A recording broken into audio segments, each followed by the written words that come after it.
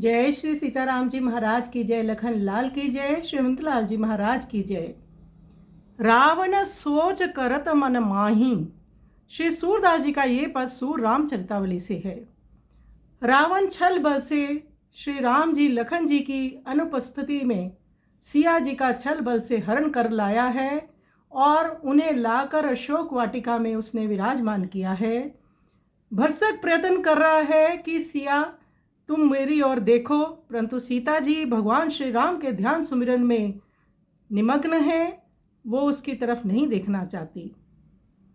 तो रावण अपने मन में चिंता करता हुआ अशोक वाटिका से भवन को लौटा। उसने साथ की सेना भी लुटा ली और स्वयं त्रिष्टा के पास गया। दशानन अपने भवन में लौटकर बहुत सी राक्षसियों के साथ विचार करने लगा।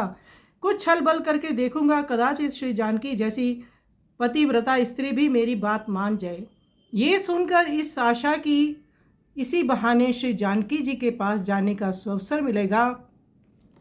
त्रिष्टा बड़ी नम्रता से बोली, मुझे राज आज्ञा मिलनी चाहिए। श्री जनक नंदिनी को पतिव्रत से दूसरा कोई हटा नहीं सकता। रावण की आज्ञा पाकर त्रिष्टा प्रसन्नतापूर्वक श्री सीता जी के पास गई और बोली, आप ये बार बार दीर्घ श्वास लेना छोड़ दें, आपको पूर्ण आनंद घन मिलेंगे। श्री जानकी जी कहने लगी, त्रिष्टा अपने बोए किए का फल पाकर दुखित हो रही हूँ, ये अपने मन में विचार करके देख लो।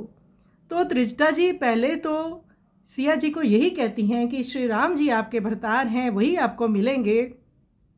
परंतु फिर राक्षसी बुद्धि उस पर आ जाती है और रावण के कथा अनुसार वह कहती है, ये युवा अवस्था तो स्थिर है ही नहीं, इस प्रकार चंचल नाशवान है। जैसे अंजलि में लिया जल और श्री राम वलकल पेड़ों की छाल पहनते हैं, वन के फल खाते हैं तथा तृण की साथरी पर तृण बिछाकर सोते हैं, उनसे प्रेम करके तुम्हें क्या सुख मिलेगा।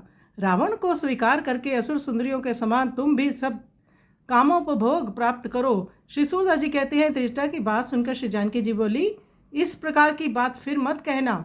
संसार में रावण जैसे करोड़ों सियारों के झुंड हैं, किंतु मैंने तो अपना मस्तक श्री राम रूप सिंह को ही दिया है, मेरे तो एकमात्र वही स्वामी हैं।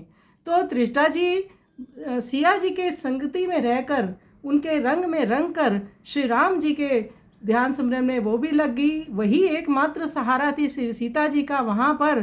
तो वो कहती है श्री गोस्वामी तुलसीदास के शब्दों में, रामचरितमानस में श्री गोस्वामी तुलसीदास जी कहते हैं, त्रिष्टा नाम राक्षसी एका, राम चरण रति निपुण विवेका, सबनो बोली सुनायसी सपना, सीत ही से करो हित अपना। तो वो राक्षसनियों को भी समझाने लगी कि सीता जी का तुम आदर करो। तो इस प्रकार से श्री सीता जी उनको माँ भी कभी कभी कहती थी। आइए सुंदर पद का हम श्रवण करें।